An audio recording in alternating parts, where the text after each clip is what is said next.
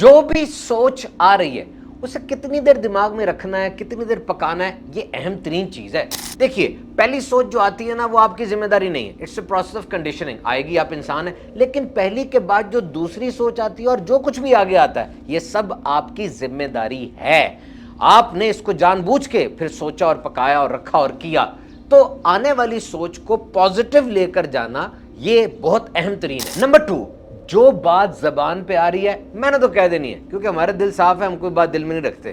اگر اس طرح کی اپروچ ہے نا، تو پھر آپ کی پری فرنٹل کارٹیکس یہ جگہ یہ نا صحیح نہیں کام کر رہی۔ اپنے دل کی صفائی کے لیے اگلے کو آپ نفسیاتی مریض بنا رہے ہیں۔ یاد رکھیں، گھر بچانے کے لیے، بندہ بچانے کے لیے بہت سی باتوں کے بوجھ اپنے کندھے پہ رکھنے پڑتے ہیں، گونگا اور بہرا بن کے رہنا پڑتا ہے گھر میں، دفتر میں، معاشرے میں۔ نمبر 3، نیند بہت ضروری ہے، سلیپ۔